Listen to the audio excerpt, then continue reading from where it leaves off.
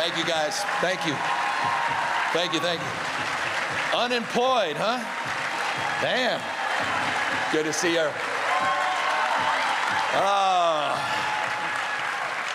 This is nice. This place is nice. It's a good setup. I think we're gonna have a little bit of fun tonight. Well, you mean you already began? I do have a sell-by date. I will acknowledge I'm a carton of milk. Not done yet. We got a little time. 10 months. We'll have a lot to talk about on that. But before we get into the Noam news and have a little fun, this thing's a bestseller. 100,000 copies. Almost seems it's moved. Knock on wood. Yeah. No. Thank you. Thank you. Thank you all very much. Yeah, you do something like this. By the way, this was I'm embarrassed to say this, took me about 5 years to write this book. And you put all your heart and soul in it. You really try to stress test it. You try to be as honest and forthcoming as you possibly can. You have a few selected people read it. They say nice things. You say, read it again. Are you sure? And then you put it out and you just can't control the third thing, which is how everybody reacts, whether they buy it or not. And so I've never experienced anything like this, and it's been an extraordinarily humbling week in terms of those sales and in terms of some reaction that we've gotten from the book, which I appreciate. And I've got a lot of reactions. We're going to be getting into those tonight. We have a lot to talk about throughout your life. But of course, there's always breaking news. Usually it is bad. Tonight, today, it is fantastic. I'm sorry, it just made me so happy. Can we just applaud the fact that Kristi Noem is out of a job one more time?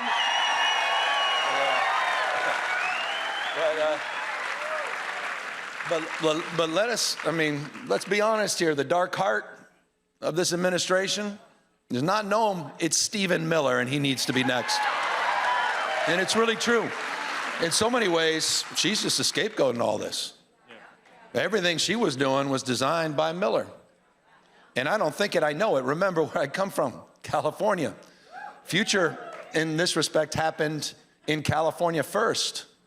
We got a guy named Bovino, Greg Bovino, the guy dresses up in, the 1930s garb. And we got to know him during the transition with Trump, where he went into the Central Valley and he specifically targeted Home Depots. And there were some aggressive operations. He was auditioning for Stephen Miller. Within a few months of the new administration coming in, you may recall that I got a call from Donald Trump, 17-minute phone call, where he alleged he read me the Riot Act, where he was actually wanting to discuss how many mega hats he sold and trying to convince me he actually won the debate against Kamala Harris. And the next morning I wake up and he's federalized 4,000 National Guard. A few days later, he sends 700 active duty Marines, not overseas, but the second largest city in the United States. We said it at the time, this is a preview of things to come. A few weeks later, we started to see more of Greg Bovino. We started to see these folks dressed up, in masks with no identification. We started seeing people quite literally disappearing from the streets of Los Angeles. We saw what happened in the shadow docket with the Supreme Court, where they basically gave permission, license to racially profile, not just on the basis of your skin color, not just on the basis of the language you speak, but where you congregate. We said that was a preview of things to come. Kristi Noem's fingerprints on all of that, but notably Stephen Miller's playbook. And we have got to call that out, and he needs to be next.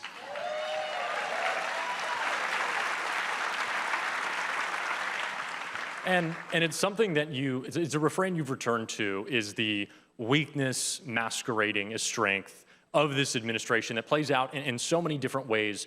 And we certainly see it from those right now beating the war drum in this administration with no regard for the Americans who have lost their lives, who will lose their lives, the billions of dollars we're going to spend every day, because Donald Trump and Republicans, and I want to say, considering we did just have a vote in the House today on the War Powers Act, some Democrats who feel comfortable enough to talk tough and act tough and not want to back it up themselves. I found, and maybe it's because I'm a younger guy, a lot of the connection of what you talked about with your kids and your family and the kind of future-looking view throughout this book. This is an administration that doesn't care about my generation, and they've stripped away so many of the promises of what America should be. You talk a lot in the book about your kids. How do you think, there's so much to talk about when it comes to Donald Trump's illegal and unjustifiable war. But when you think just about your kids specifically and this cycle that we continue to see under Republican presidents, where does it take you? My 10-year-old had his birthday last week, Dutch. My youngest, I have a 10, 12, 14, 16-year-old, 2 boys and 2 girls. And, Dutch has never seen, he doesn't know a world without Trump in it, even during those Biden years. The escalator sort of marking his first moments, and as they are captured today. And just think about that, the behavior he's modeling, he's seen on TV, what he believes it is to be president of the United States. There's a whole generation of young people that have been shape-shifted by this, and I'll say it, respectfully, this invasive species, Donald Trump, because he is. I mean, he's taken over the Republican Party. They're completely supine. He's taken over Congress. I mean, Speaker Johnson, there's no co-equal branch of government. There was a heartbeat, let's not overstate it, out of the Supreme Court with 1 or 2 decisions, and it actually, Trump was confronted for the first time with the Constitution. And we're getting that check soon from you, right? And we're going to get that reimbursement check of $1,701, which you all are owed as it relates to the illegal tariffs. But look, the one thing all this has in common, I think the whole Trump story is really a corruption story at the core. I mean, even on the tariffs, I mean, let's not forget what the tariffs are about. One of the things that was so self-evident when he was in there on that Friday press conference, and even by Trump standards, it was a low moment as he was condemning and attacking personally the Supreme Court justices. And that decision, it's his personal portfolio. I mean, he reduced by 26% the tariffs in Vietnam after he got the golf course deal. $1.5 billion deal, fast-tracked and approved. You saw the $2 billion, the Witkoff family, the Trump family, World Liberty Financial. And in return, the UAE got from you, without any consideration of national security, the American people, they got high-valued computer chips. It's a corruption story, the most corrupt administration in modern American history, perhaps in the history of this country. And it's not just the $400 million planes. It's across the spectrum, jaw-dropping. And I guess that's the great challenge we all have, because it relates to your question, sort of the meta, is, this guy, it's flood the zone, just dominating the narrative. He's got a propaganda network 24/7, working full-time for him. And if you think I'm overstating it, just consider Laura Ingraham herself is a business partner with Donald Trump Jr. They started a SPAC together with, interesting, this guy Chamath, whose partner is the head of, runs the AI and crypto policy for the Trump administration. It's a corruption story aided and abetted by the propaganda network at Fox and Sinclair and One American News and Newsmax. So we are up against something profound, consequential. And I think for us, particularly on behalf of our kids and grandkids, in the spirit of your question in this book, it's why I'm here in many respects, that we cannot lose our focus. We cannot lose our momentum. Donald Trump is in retreat. Today is a perfect example of that, with first firing of a high-profile cabinet member. He's in retreat places like Minnesota, because the steel spine of citizens that stood up, real patriots in this country, pushed back against all that. And you're seeing it globally, and it's, again, you're exactly right. That's why Trump is acting out as he always does. Weakness masquerading as strength. That's Donald Trump. Well, and you talk about the weakness also of those around, like Mike Johnson, John Thune. These are spineless guys who have ceded everything. They don't care about the Congress. You also talk about, kind of at the end of the book, teeing this up, make sure you read all of it. It was fantastic. Some weakness of someone who has profited massively. I always think it's kind of funny that, do you notice how like the media always refers to like Don Jr. and Eric and Kushner too as like the Trump kids? Like these aren't like fully grown adults who should be prosecuted for their like financial crimes. But did you see the interview? It was on CNBC with Don Jr. And Eric, and they were kind of talking about like, well, it's our right to profit massively off the presidency because you kicked us off of Twitter after we did an insurrection. I'm like, I don't really think that these things are balanced. But Jared Kushner is like this as well. and he's done it a little quietly, but at the end of the book, you talk about Kushner kind of getting made fun of a little bit. Jared is having some fun poked at him at the expense of Trump. Do you think there is a certain individual, because you talked about this, kind of the subtle flattery, but the put downs of Trump. It's all a big show when you see him in person. You talk about him as a very different guy. Do you think that's contributed to some of what we see from a Mike Johnson, from a John Thune, from any of these Republicans in Congress who should just say, there is a madman in the White House sending us to war, killing Americans in the streets, spending trillions of dollars, 25th Amendment time, but they just don't do it? Do you think that there's something about those people or something about Trump that leads them to this place where they have given it all up for him? Well, I love that question, and I try to answer it by creating my own Patriot site. I have a website. You can go on there. And it's a Patriot site where I sell knee pads. Sold out, correct? Yeah, well, well, we have new Trump Signature Series knee pads that just came in. Because the first knee pads all did sell out, just like our law firms sold out, just like our universities were selling out, just like CEOs were selling out, members of the media were selling out, not just those elected officials that you're referencing. And they have to be called out, all of them.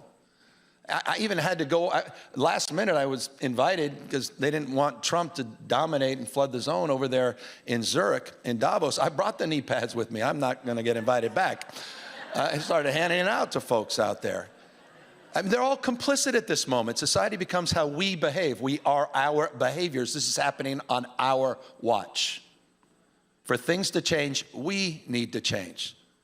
And that was my mindset after last June when we saw the federalization of the National Guard. I said, I gotta step things up. I'm not a bystander. I have agency. We all have agency. I've got to do more. I've got to do better.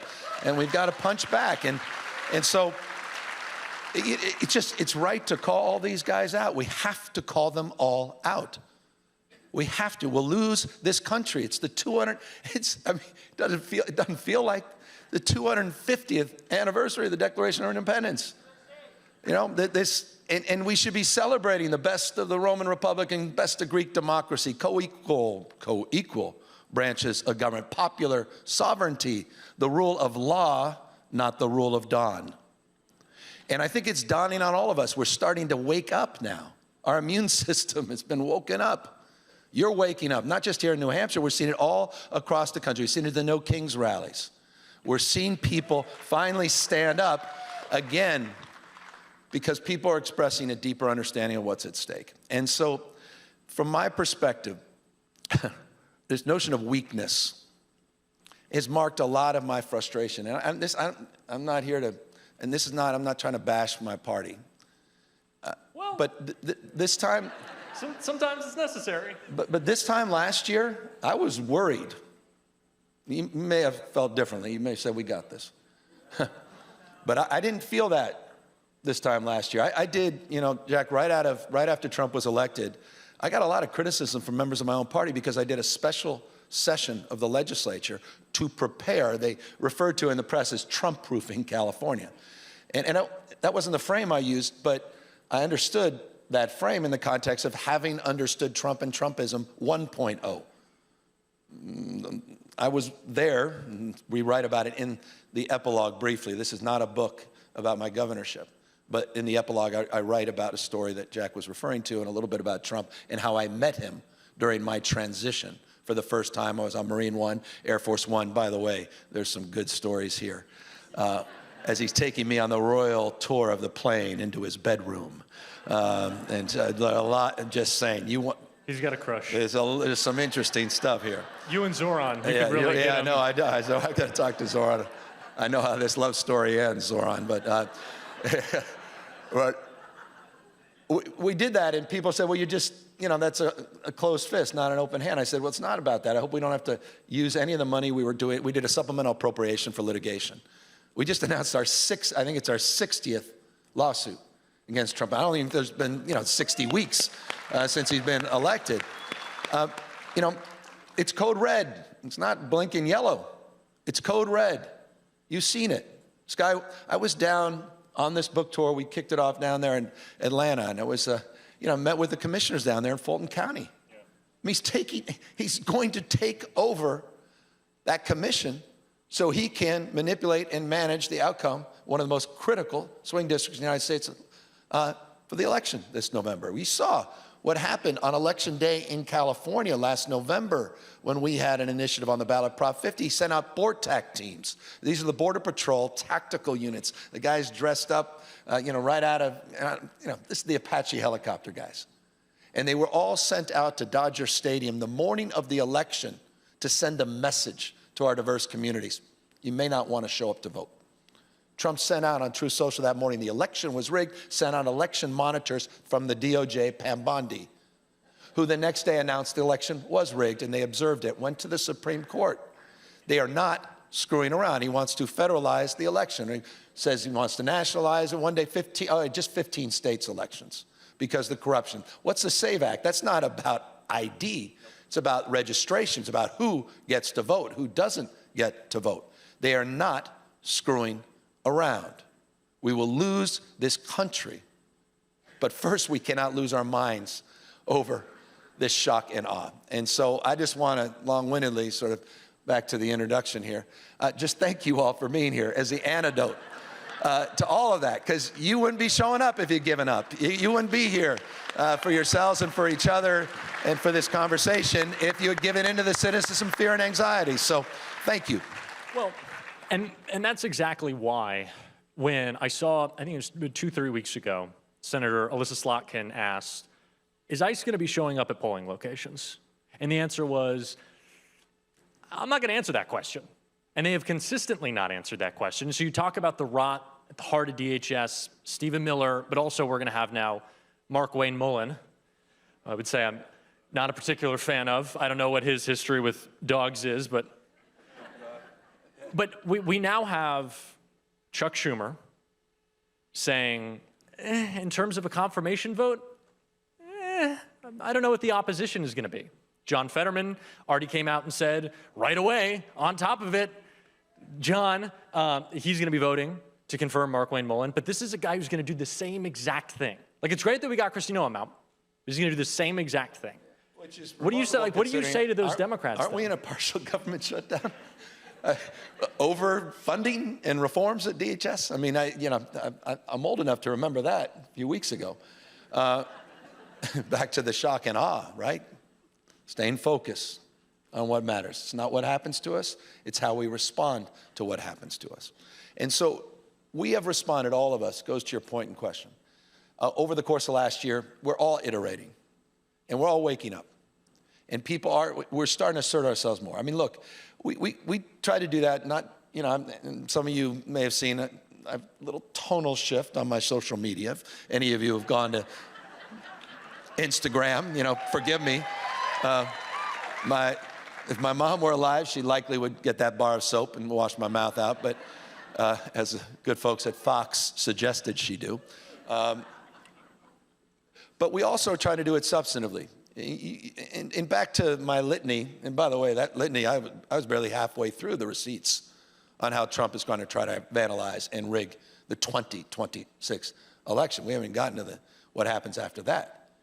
But you saw what he did just a few months ago. Texas in the headlines today, and what a turnout, huh? Democrats turning out in larger numbers than Republicans. Thank you, Donald Trump.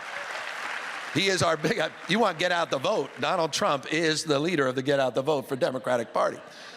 But you may recall, he tried to rig the elections in plain sight. It wasn't that many months ago. Knowing he's going to get shellacked, he's going to get crushed in the midterm elections. It's the one thing we all know and he agrees with, unless he can figure out a way to rig it. And that's why he called Greg Abbott and he said, I'm quote unquote entitled to 5 seats. Entitled to 5 seats. Didn't work out well. And it passed was prologue in some respects. And again, this goes back to the point I was trying to make delicately about my party, our party. Our response may have been to try to win an argument and say, boy, that's just not fair, that's not right. Mid-decade redistricting is just wrong. Meanwhile, these guys, the ruthlessness on the other side, we're trying to win a debate and they're consolidating power. And it was a debate I had even internally as governor, because I put out a tweet saying we're watching People say, oh, thank you, it was a beautiful tweet. I said, you're welcome. And I thought, I'm really contributing to, the reason our founding fathers lived and died. And then someone said, well, maybe you can do something else. I said, oh, no, I'm working on an op-ed. We'll see if New York Times hasn't taken many of my op-eds. Maybe they'll take this one. And I realized that's not going to work anymore. The ruthlessness is real, and it became vivid at that moment. And instead, we decided, obviously, to hold the line, draw the lines, redraw them, and then go back to the ballot in another special election. And we were able to pass Proposition 50, and we were able, with your support, many of you, to redistrict in California. And for me, what was so amazing about that, and it goes to this notion, it was back to just, strength again. Yeah. Getting off our heels, not being shifted, starting to win. We're defining the terms now of engagement. 90-day sprint, raised $118 million.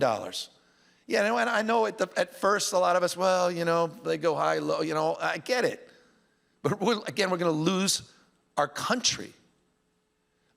All of us cannot wait. We can't wait. And I bet 99% of you, if someone calls, says, what do you want from the party? Well, I really want to focus on what we're for, not just what we're against. I'm with you. I'm with the 99% of you. But right now, we have to be in this resistance mindset. We'll get to renewal. And that's the easy part in so many respects. The hard part is right in front of us every single day. And so that's why I believe we have to fight fire with fire. It's about being strong and right, not weak and wrong. And so that's the energy. And Jack, just bringing it back to the book, it's part of the journey that I've been on, the iterations of my life. And by the way, if you all came here hoping to have a book on the 10-point plan to restore America's future and how we all get out of the muck, then you should leave now. That is not this book. If you came here to, learn about a politician's book, a sort of sanitized version, I worked so hard, I raised my son, all that. No, that's not this either. This is a book that I told you took 5 years because I was in the process of learning what I thought I knew about my life and my background, and I started learning about all these secrets, all these lies I was told as a kid. I was starting in that process. This memoir became a memoir, I say a subtitle, of discovery. And it became ultimately a love letter to my mom. 19, when she was pregnant, 2 kids at 22, 3 on her own. Came from no wealth, no background, no privilege. I never understood when my dad and mom got divorced. They never talked about it. My mom passed away 20 years ago. My dad survived. This is why the book basically ends. He survived to see his son get elected governor and passed away a few weeks later. He literally forced himself to be there for that moment. And I never understood the moments that marked their divorce until in the process of writing this, someone said, do you know that there was an oral history that your dad participated in at the Bancroft Library? You may want to, listen to it, and maybe you can get some nice old Irish stories to put in the book. Well, one of the first things he talks about is why he divorced my mom. And I remember calling my sister. I said, have you heard? She said, I never knew that. He ran for supervisor, county supervisor in San Francisco, lost, then turned around the next year, ran for state senate and lost, 1968. And in the oral history says he was broke financially and broken and had a breakdown and just had to get the hell out of there and took off, leaving my mom to raise 2 kids on her own. 2, 3, 4 jobs. I describe all her jobs. Working hard work and grit. We raised, just single moms. To all the single moms out there, there are no more powerful and potent forces in life. And so the book's a love letter to mom. And to the fact that she, it's just taught me grit, perseverance. And it's a lot of storytelling. And it's also the story of how my father sort of came back into my life over the course of time. Sports played a big role in that, Jack. And we're going to talk about that. We were talking in the back a little bit about that, and all of a sudden he identified now with me a little bit differently. And then, of course, my passion and my mission for public service. Would y'all believe me if I told you, and you'll learn in the book, that this is maybe a little, weren't always the kind of broad, tall, self-assured, kind of got it. There was some, can you tell me about the suits to school? This was the thing that you'll learn in the book, because the governor was kind of figuring out where he wasn't always, the tallest, most confident. You had to figure yourself out a little bit. And so to kind of get in that rhythm, not tonight, you switched up the look, but you would wear suits to school. You had a suit that you would wear to school. Well, how did this come about? I think the quote from my sister is, "You were such a dork," I think was the, the eloquent way of describing. She actually literally gave me $10 to go to Macy's to buy some jeans, which she said because I was embarrassing her. I think there's an old Oscar Wilde quote that says the first duty in life is to assume a pose. And the second duty, no one's ever really figured out. And I think I'm in that second phase of my life, but I certainly put on a pose.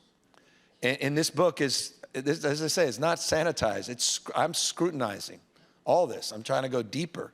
Why I have sweaty hands, why my heart starts beating, why I discovered gel. Literally. You got gel in your hair? Yeah, I know, shocky.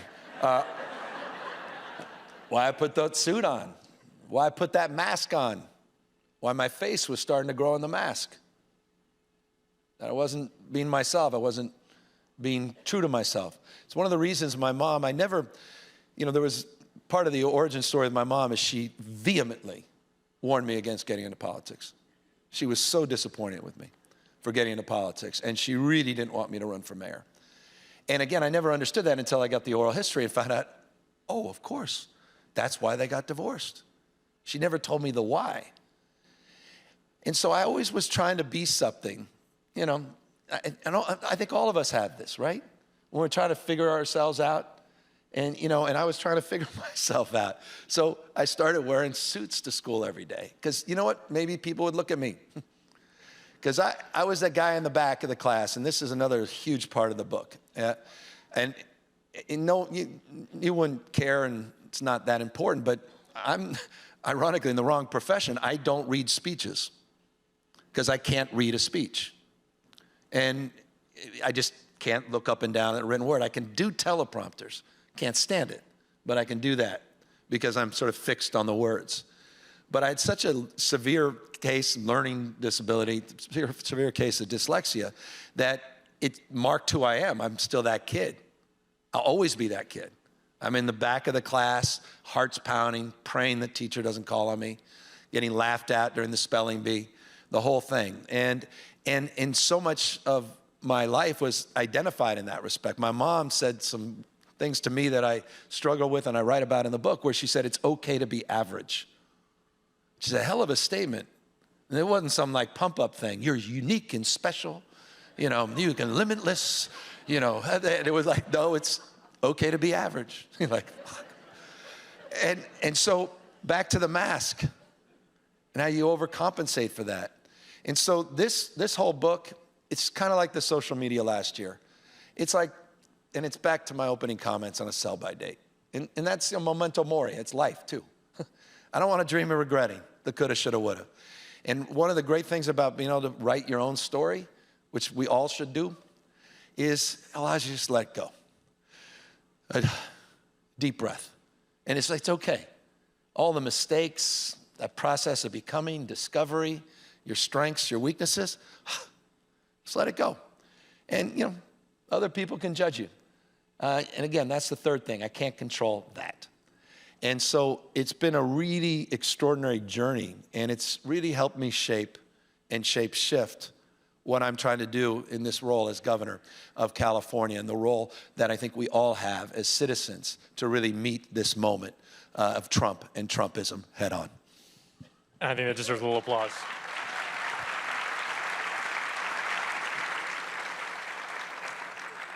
You talk about, and I'm going to have to do a little moment of rehashing some of the early Gavin years journalism here. This may be, Jesse Waters may bring this up later tonight, so I may get you in trouble with this, because there's one part of the book, because you talked about overcoming dyslexia, working through that, kind of what helped you find yourself with sports. Talk about how baseball saved you, basketball certainly being part of that. And I came to, I think it was page 74. And so once you get the book, go to page 74. I don't know if, don't quote me on it exactly, we'll find it out. He's talking about your basketball career. And I am a guy who played a little basketball.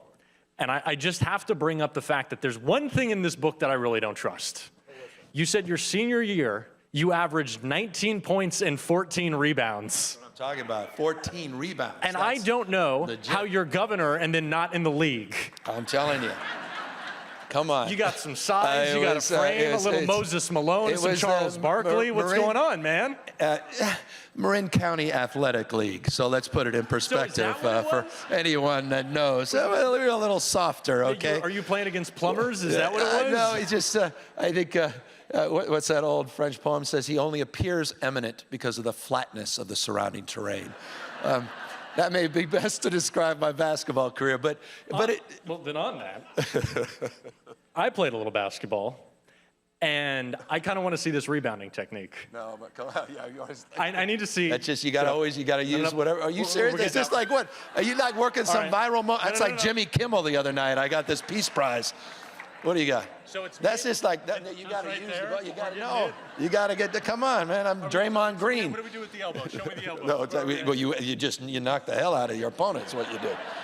Sharp elbows. We need more of that in the Democratic Party. Yeah, yeah. But no, it was sports. But that's what ultimately got me out of my shell, and I became just got a little better every single year, and worked my way from right field.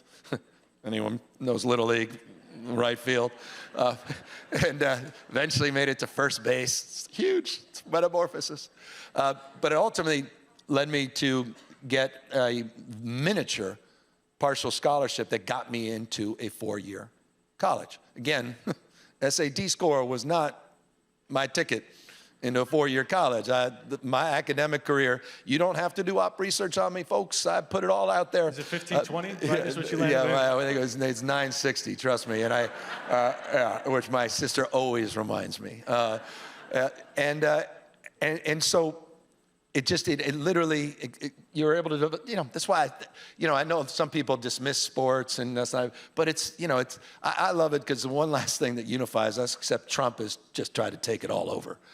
You saw today, by the way, he's building a 100,000 seat stadium for a UFC fight that he says he's building. That's what he was talking about today. I thought Republicans wanted to get sports and politics and separate them. So it's just when it works out for them, they're happy to inject themselves in sports. I was just so pleased he went out there for that Super Bowl. But I would have enjoyed that with Bad Bunny, but that's a whole nother aside.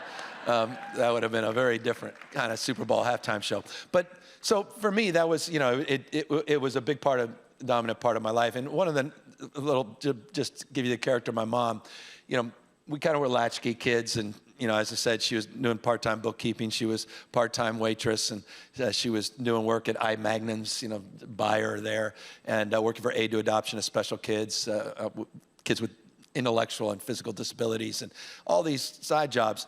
And so she was, my dad was distant in those early days, but she was there as much as she could. And I remember one Little League game where sadly I played the whole game. And so, first time at bat, swung and missed. Second time, swung and missed. Third time, strike 3.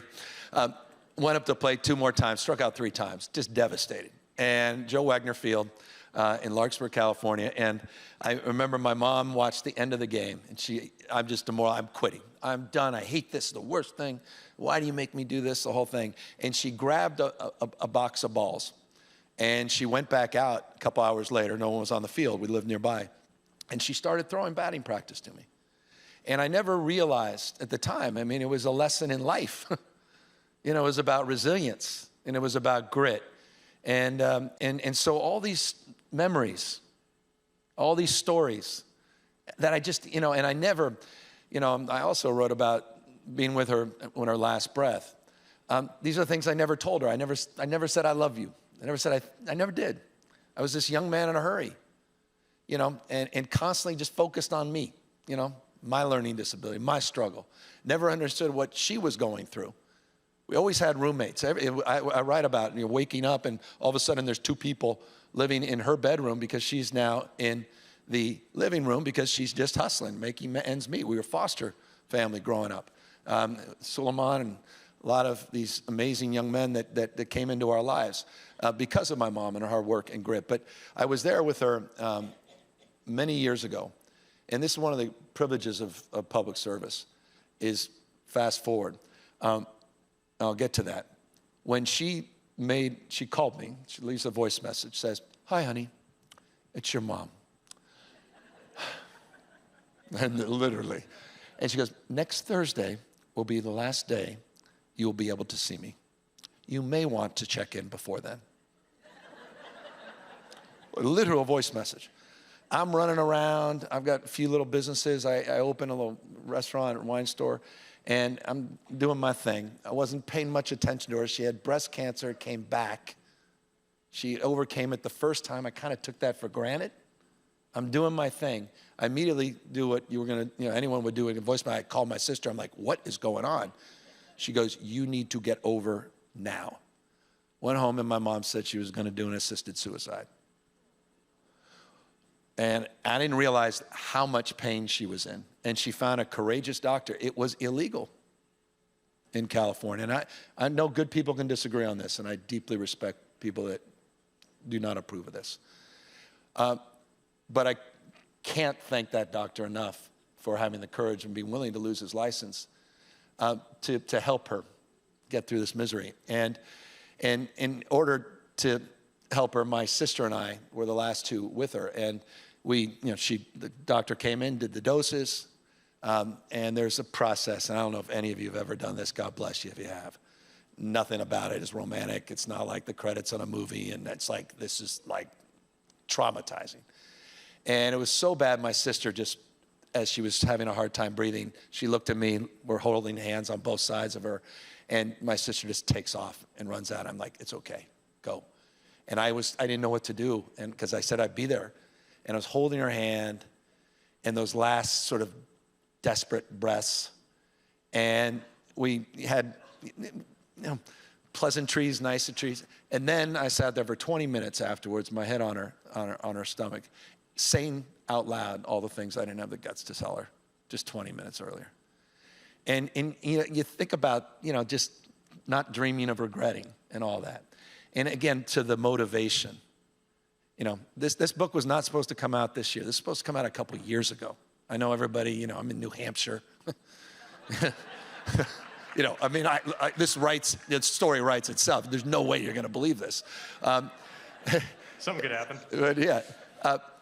But it's back to this. It's just, it's for my kids. I literally dedicate it.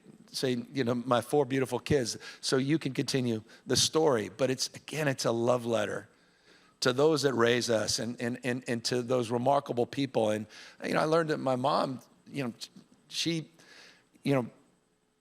when she was a kid, her dad put a gun to her head in a raging fireplace, threatening to kill her. He came back from Corrigan. He spent almost 3.5 years as a prisoner of war, and he came back broken. Raging alcoholic, ultimately committed suicide himself, threatened my mom as a young child. All this stuff, I didn't know any of this. And it explains so many things in so many ways of who I am today and how this echoes generation, how everything is shape-shifted. And so again, it's been a powerful and a cathartic process. And, and I know many of you have struggles much more challenging, much more interesting, but it's really important and so motivating, I think, to really start to understand who you are in a deeper and richer way by relating to those, your grandparents, your great-grandparents, to their stories and their lives, and trying to do justice to bring their lives to print as well, because I don't want them to be in peril, to be judged not to have lived. And so this has it's meaningful for me, and it's meaningful for me that many of you are here tonight as well. Thank you.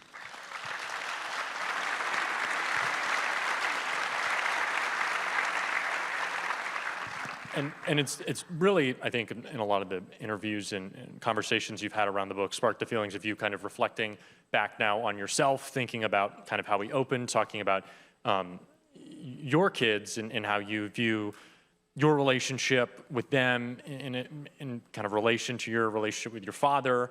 And you talked about how one of your sons texted you about the prospect of, has anyone asked you if you're going to run for president at any point? Has anyone done that?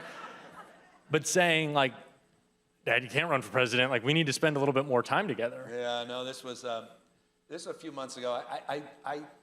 I naively did what you're not supposed to do, and that was answer a question directly.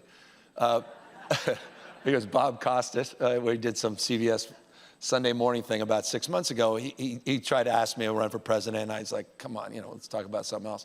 And then he says, okay, have you ever thought about it? I'm like, okay, I've thought about it. So, it was a passing point. And then, of course, the headlines, Newsom considers run. Newsom poised for run. Newsom prepares for 2028. Let's get into that a little bit more right now. And I'm reading all this, my staff is all upset, and my son. And so I've got this, he's a little version of me, man, little shit.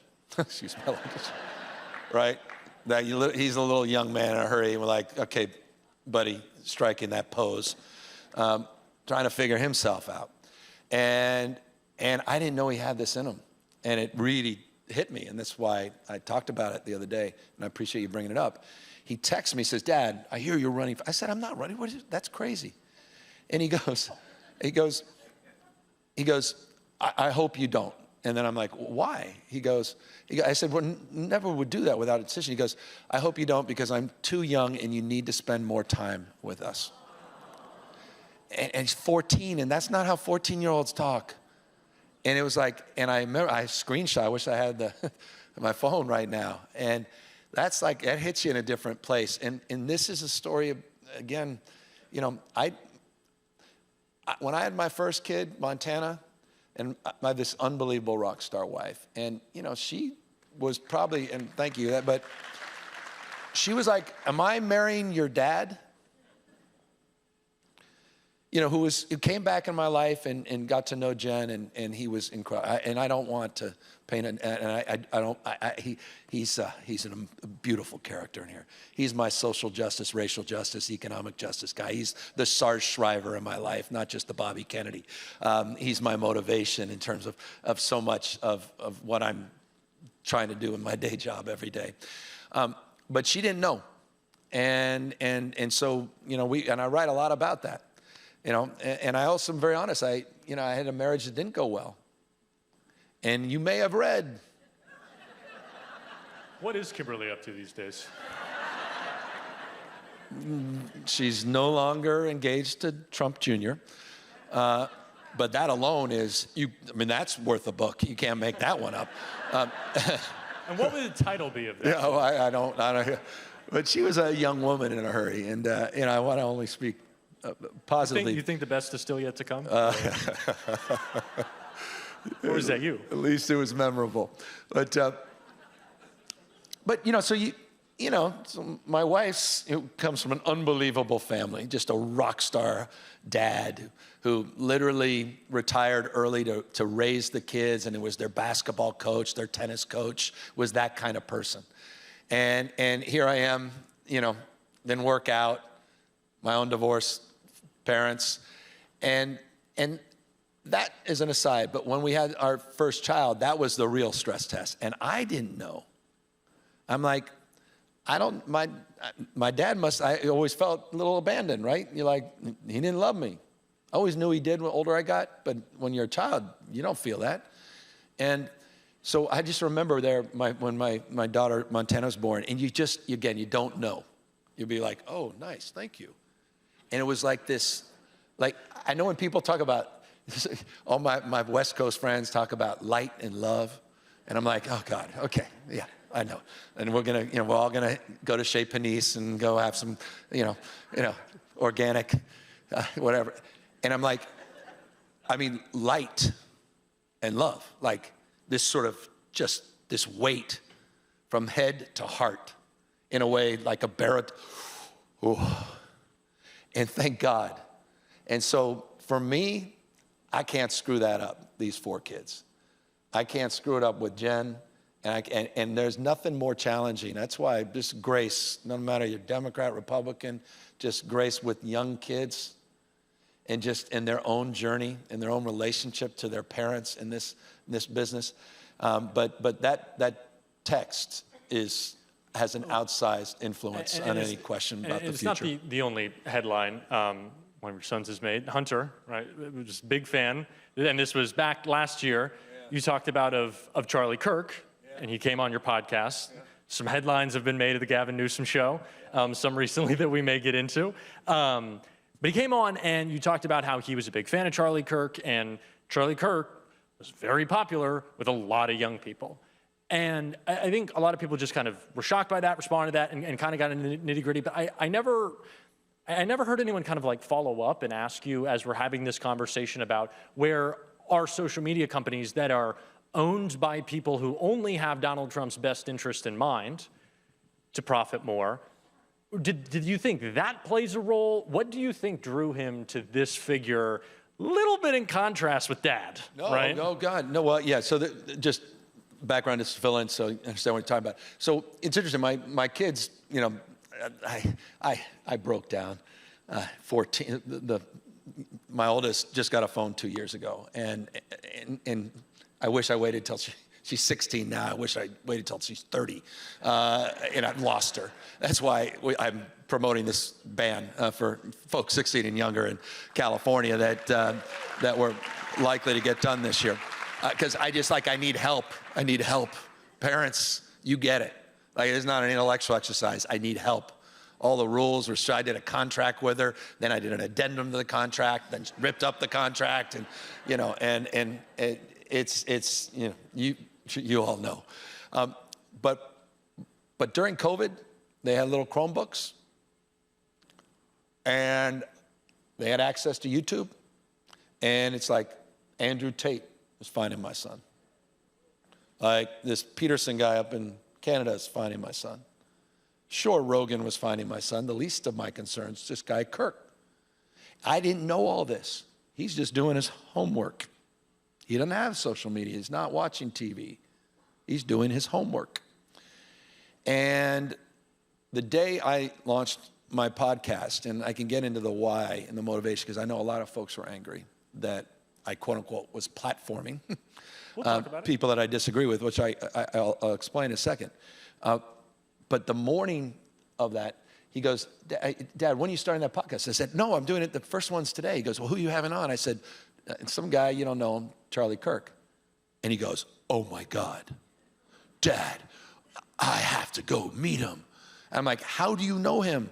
He's like, well, all my friends know him. I'm like, he goes, you know, he's kind of funny. He shows up at all the schools and he debates everybody. I'm like,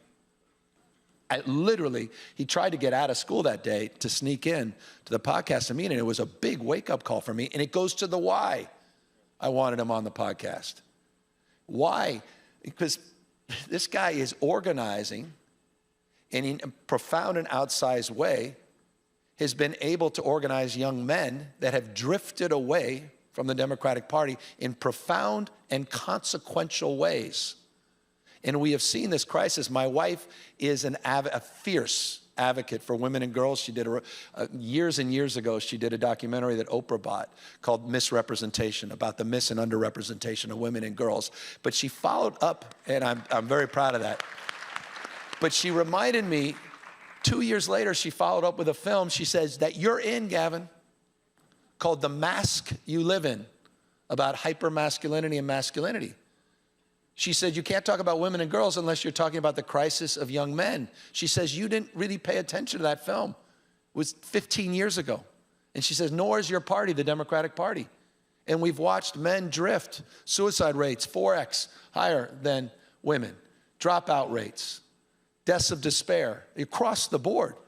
You're seeing this crisis of men. And the whole idea is that from the perspective of, often for Democrats, we thought it was a scarcity mindset, that we were taking away from our agenda for women and girls.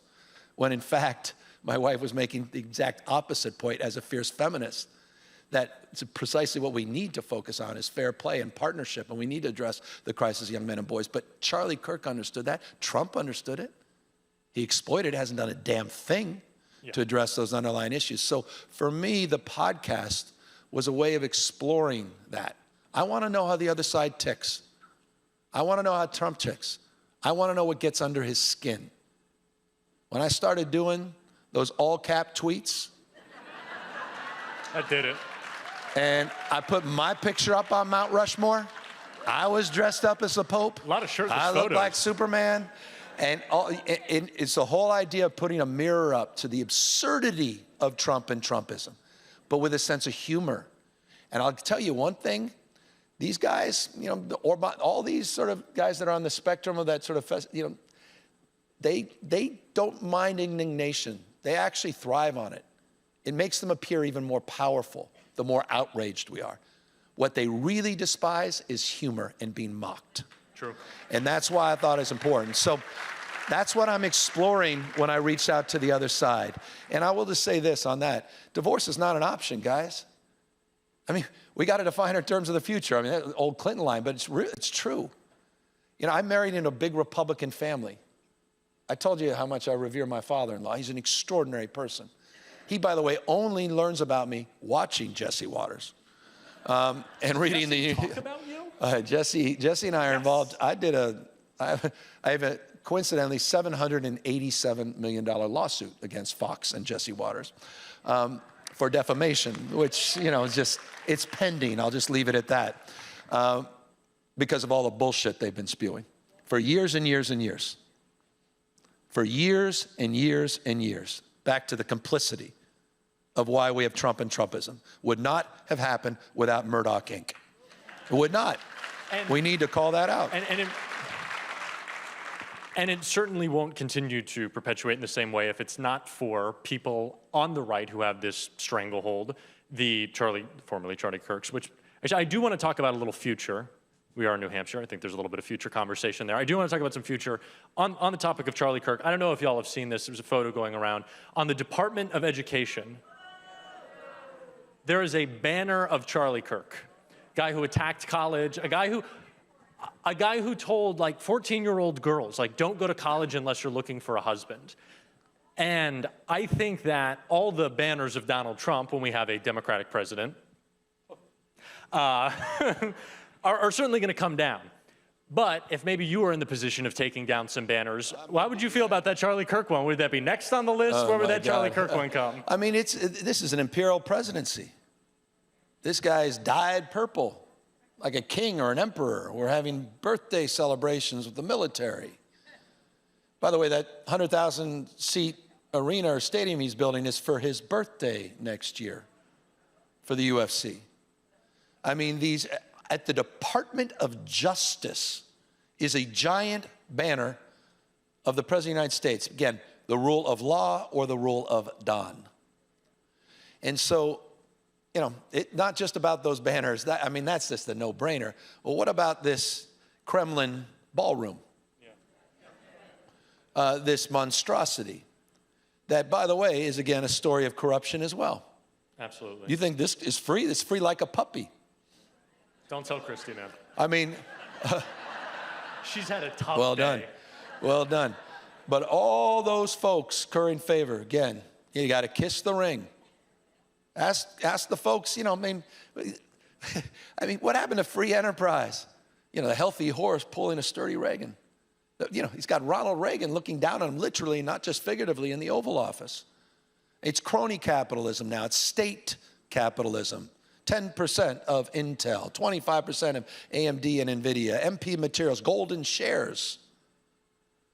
I mean, this is an extraordinary thing to witness. And yes, those banners symbolically and in many respects substantively are dear leader, a reminder of what consequences. So those things, yeah, those things are, that's not even, you know, that's a no-brainer. That's something to look forward to. That's a no-brainer. I want to do a little forward-looking at the same time as we do a little looking back, because I think so much of the book is kind of intermixed in the conversations that you've been having about so much current news going on.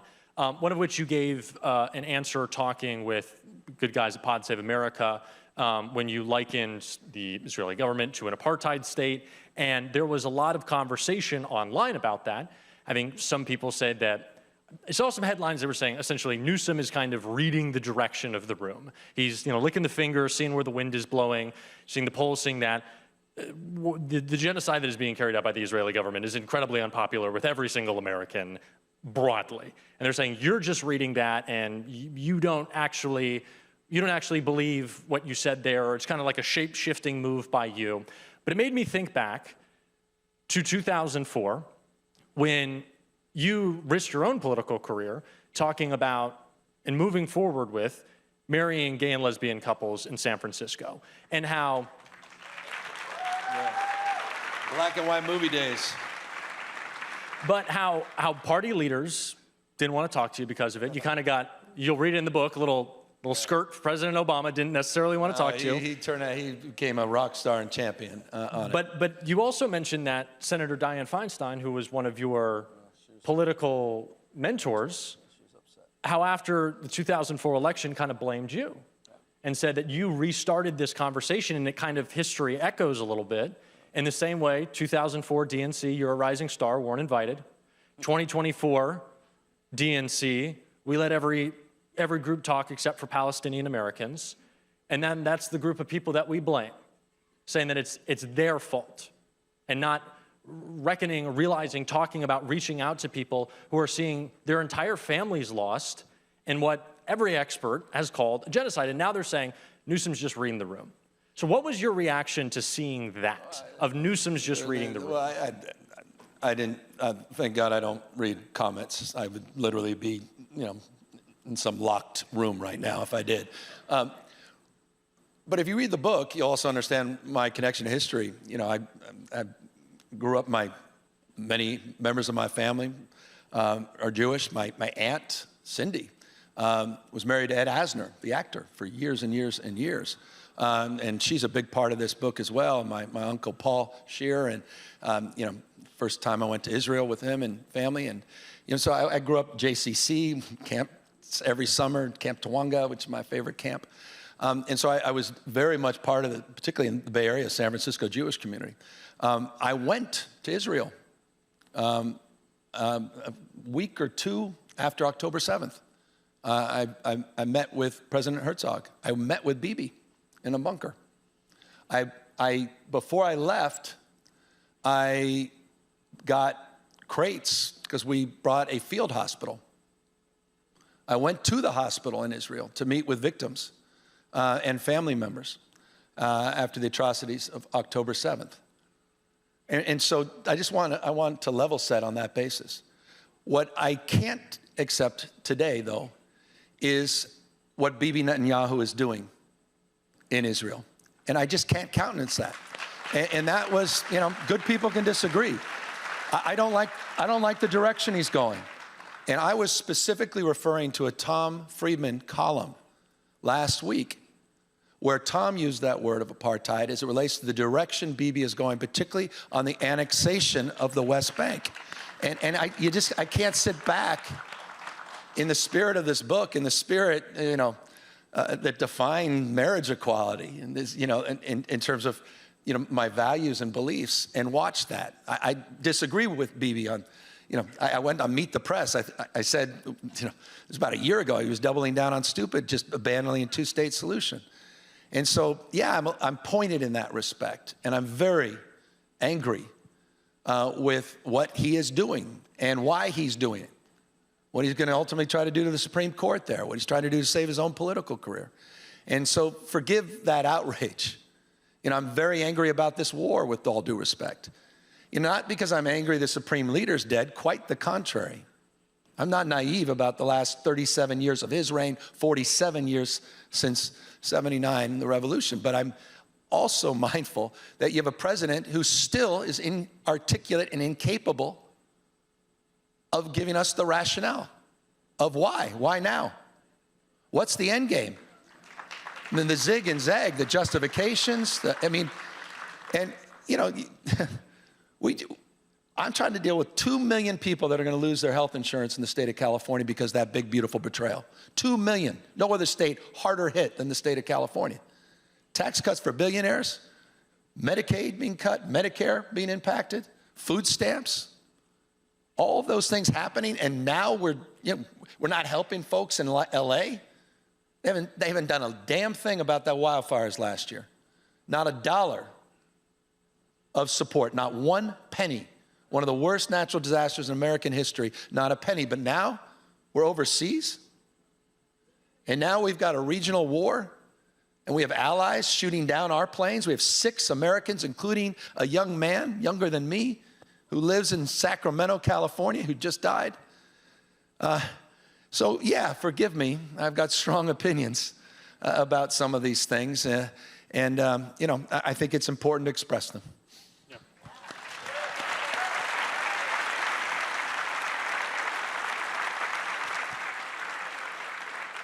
And like I said, I want to do a little bit more future, given where we are and kind of a lot of what's been going on. But I wanted to get back into what you had to say about kind of, not in the spirit of that question, but reading the room when it comes to, or understanding what makes, and we've had conversations about a guy like Steve Bannon, right? And Steve Bannon kind of helped build Donald Trump, his facade. Again, these things are lies. Yeah.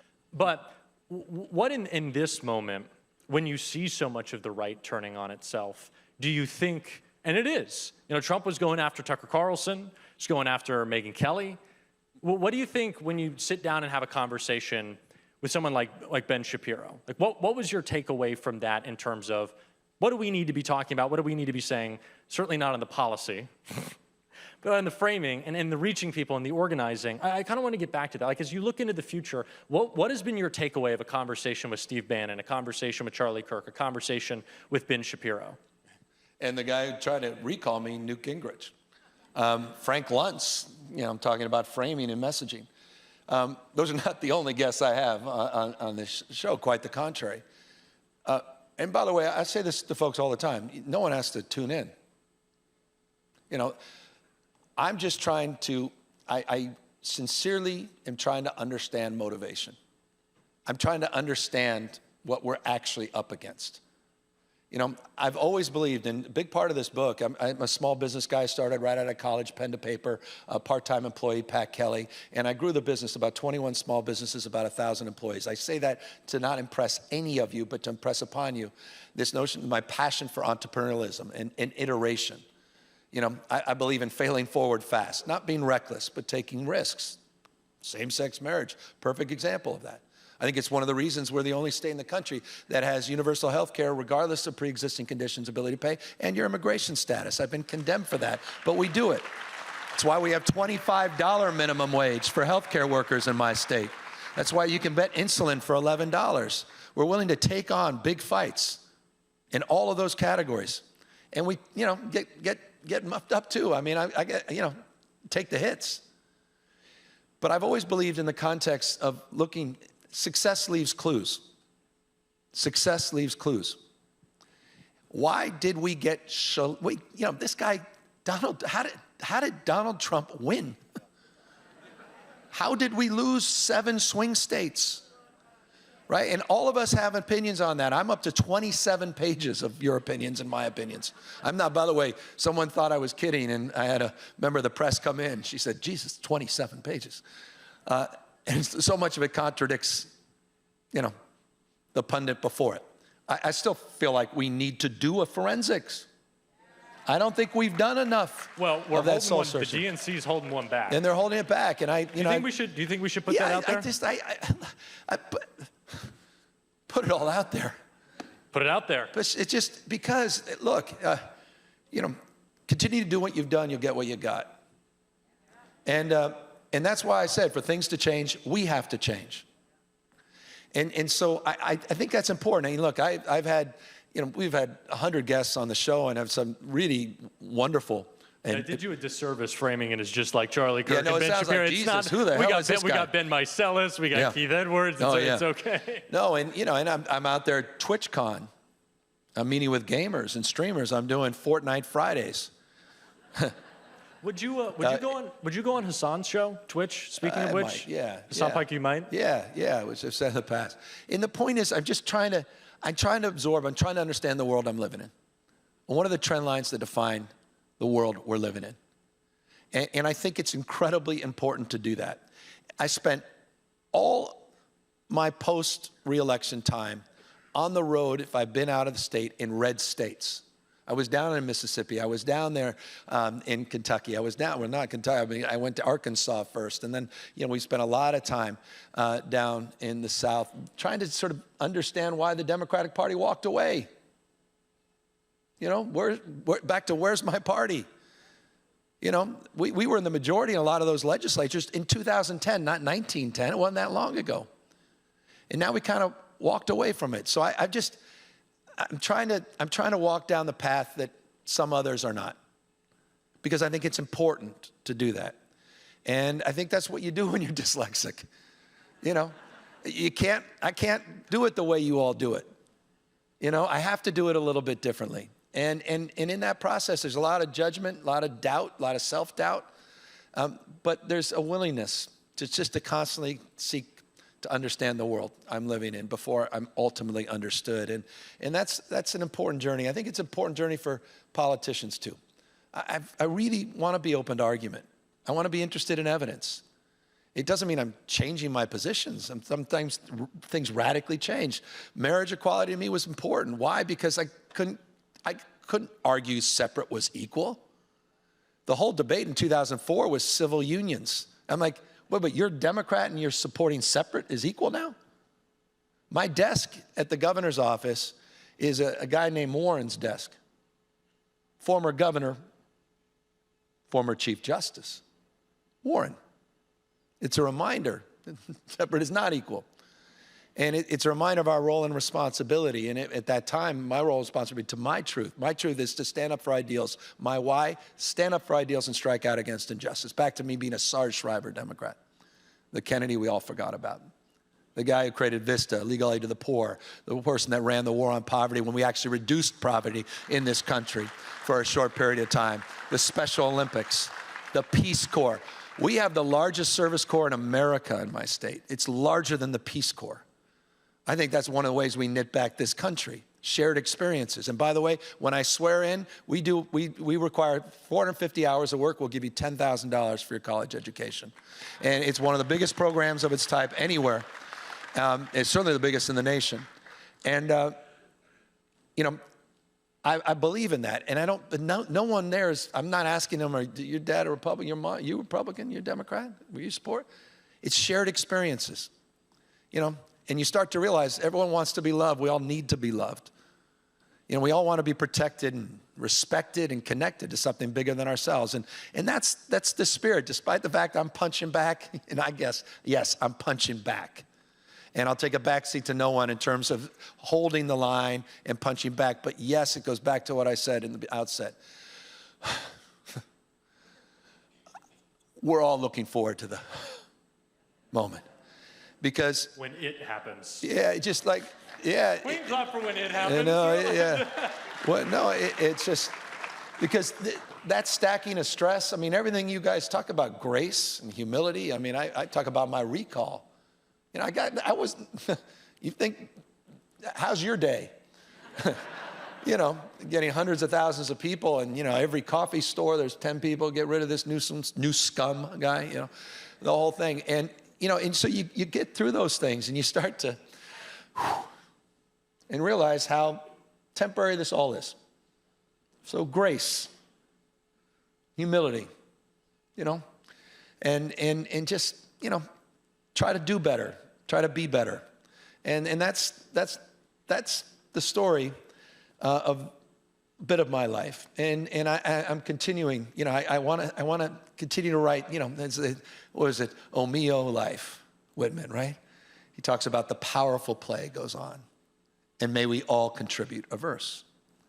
And I think New Hampshire contributes that verse, not just every 4 years, but in a profound and outsized way. But all of us can contribute a verse, and I think that's what I'm trying to communicate in this. And I realized through the process of writing, you don't have to be something to do something. Back to the pose, back to the mask I put on. I always thought I had to be something to do something, and it's about using your moral authority, the spirit of gay marriage, not just your formal authority. And all of us have that in abundance. Donald Trump? No. You don't even know what that is. And, you know, I just, and forgive me, I know our time's limited, but just a special thing for me. I never met Ambassador Young. So lucky. I'm going to be at Jesse Jackson's memorial tomorrow, and I likely will see him again. But I was down in Atlanta, and, you know, Chief of Staff for Martin Luther King. And he was telling me these amazing stories. It was like the most amazing hour. I'm like just literally just smiling. And he's all these, and Jack, this is like the stuff for us. Like, you know, these are the heroes. And he's talking about Martin Luther King and, you know, visiting him in jail the 5th time, whole thing. But I didn't understand, and forgive me, how deeply enshrined the values of Gandhi were in the context of that movement. Obviously, nonviolent and passive, but I didn't understand how integrated that was to the degree I came out of that meeting. But I also came out of the meeting in the spirit of what I was just saying, thinking about the fact that we don't celebrate President Martin Luther King Day. They don't celebrate in India, you know, former Prime Minister Gandhi Day. I don't celebrate in California, former Governor Cesar Chavez Day. And you start thinking about, and, you know, even it proves my age, you know, I even think about guys like Havel and the Velvet Revolution in Czechoslovakia. You think, even Mandela, you know, just short 4-year term. What he's defined by is not his time in office. What all those folks, frankly, are defined by is their time in jail. They all shared that at their peak of their influence. They all shared that in common. But it was their ability to exercise their moral authority. And that's at the core of this corruption story that is Trump. Yeah. At the core of the American story, this is the issue that we need to restore the soul of America. We need to restore the morality that defines the best of America. And that's what it's all about right now, is reigniting that and finding that again. Yes. And although we could go for hours, it is where I want to conclude. You talking about leaders who have shaped the movement, forward-looking, the fact that Trump is not the whole sickness, but certainly a symptom of the way the inequality in this country has manifested itself. Talking about that forward-looking, Bernie Sanders came out to California, and he was yeah, let's get a whoa. And he was talking about his, and it has been recently, a proposed tax plan, 5% wealth tax annual for billionaires. I think we clap it up for that. He did on the national level, yeah. On the national level. Just talking about, we can get $3,000 checks to every American, man, woman, or child making under $150,000 a year. We can expand our health care. We can make child care not a burden. We can do so much. And this is kind of what he's laying out. A lot of people, because he's doing it alongside Congressman Ro Khanna, who I think we can also give a little bit of applause for what him and Thomas Massie have done. As what a lot of people are saying, like, this might be a indicator or demarcator who's on what side of what for 2028. But he also came and kind of spoke at the state level, because you've been having this conversation around a proposed wealth tax, whether that puts California at a competitive disadvantage. And you said you've thought a little differently at the national level. I always have. Yeah, look, it was Plutarch about 50 AD, don't quote me. But think about it, 2,000 years ago, there's an historian warning the Athenians that the imbalance between the rich and the poor is the oldest and most fatal ailment of all republics. Yes. 2,000 years ago. Fast forward today, 10% of people own 2/3 the wealth. You got a 30-year-old, that's first 30-year-old in the history of this country, generation, that's not doing better than their parents. Bernie Sanders has been absolutely right about this for decades and decades. There's no question about it. So I did my State of the State, the dreaded teleprompter, a month ago. And I made a very proactive case for California's progressive taxes. That's, you turn on Fox 24/7, it's high tax state. By the way, which it's not. 16 states tax their low wage earners more than we do our high wage earners. Who are the high tax states? Who are you for? Texas, And Florida, most regressive taxes in the United States of America. Yes, California, one of the most progressive. I was making a case for that. And I was also making a case that we need new tax bracket and we need to roll back those cuts that were part of the big, beautiful betrayal, unquestionably. The question we were posed and the question that we've been asked in California, and the question that actually, interestingly, has been rejected by a lot of labor unions that oppose this wealth tax, not all of them, it's been promoted by one labor union, is a wealth tax at a state level and the impact that may have with people in a progressive tax system that already 1% of people pay about 47% of all of the income tax in my state. Not many people. The impact of a one-time tax, because it's a one-time tax, would have on that tax base going forward. And we had an independent analysis done, not me, the state did, that showed we'd actually lose hundreds and hundreds to billions of dollars a year in traditional income taxes because so many people would move.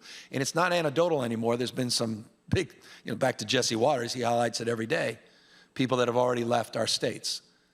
But my state of mind absolutely is aligned with this notion that we're going to have to substantively address this wealth disparity in a much more progressive manner and look at it from the prison nationally where we're able to capture, I think, a stronger rationale as opposed to this race to the bottom or the top in each state competing as it relates to the prospects you're going to lose population. So that's where my position is on this topic. Donald Trump has gotten business leaders to bring him trophies, to bend the knee, to throw him parties. Did you see the trophy I got on Kimmel? I thought it was yesterday? well-deserved. I'm so proud of it. You're still going through the wine, right? Yeah, it was the Netflix, Paramount, Skydance, something. We got to break them up, by the way. Orama, yeah, Peace Prize. I wish I could have carried it out here. It's about 6 feet tall. Well deserved. Eat your heart out, Donald Trump. That's a real Peace Prize. It was handed to me, by the way. If you haven't seen it, Seth Meyers' brother plays version Gavin of me. Part 2. Yeah, the guy on the skateboard and, doing it's a little, it's fun. It's fun, anyway. But Trump has gotten. But I am proud to get my own Peace Prize. You should be proud of the award. I think it's well deserved. I don't know if you had overdue. Had all the bottled wine that was poured in there. But he has gotten all these business leaders to just debase themselves. Don't you think that we should be giving them similar amounts of but differently framed shit? How unpatriotic is it to say, I made all my money, a la Elon Musk, because of California, I am going to take my ball of billions and now flee? Should we not just you guys are unpatriotic, you hate this country that's been levied against Democrats for so long. Do you think that we as Democrats and you as a proverbial leader of the party should be saying that more? Well, you know what I'm saying. If you want to Google Elon and me in the back and forth. So that's well established with some of these guys. And again, I told you I went on a road show internationally calling folks out. Of course. I mean, it goes back to this, that there's a billboard in L.A. I don't remember this. It may be mythical, but someone told me about a billboard in L.A. on the 405. Anybody know the 405 freeway in L.A.? Yeah. So you may know where I'm going. It's one of the most congested freeways on planet Earth. All right. In the billboard, large letters says, "You're not stuck in traffic." And so you about 20 minutes later, you get 50 yards closer. And then you realize in parentheses under "you're not stuck in traffic," it says, "You are traffic." Think about that when you call, "Hi, honey, I'm late, I'm stuck in traffic." Right next to you, a person saying, "Yeah, back to society becomes how we behave." This has all happened on our watch. And so I think about that in the context of how complicit, to your point, everybody is at this moment and how we all have to rise up and hold ourselves first to a higher level of accountability. And so it's in that space, I'm trying to do more, I'm trying to say more, but it's also in that space that we can end because Donald Trump is an historic president. We all agree with that. He's historically unpopular in every category. and he is on the run. You're winning. We won the Prop 50. You're winning not just in big states. It's not just about those races, those big fancy governor's races in Virginia and New Jersey. How about the 25 state races? The state level that we flipped. We're 25. Not one Republican is flipped. Not one. We're 25-0. Something's happening in this country, and you're all a huge part of that. This is it for Trump. His presidency as we know it today is over in a matter of months when Speaker Jeffries gets the gavel. There's nothing more important than that. Don't talk about 2028. It's not about 2028. It's about 2026, and it's about taking back the House of Representatives and the United States Senate. Thank you guys very, very much for being out here. Jack, thank you for doing this, buddy.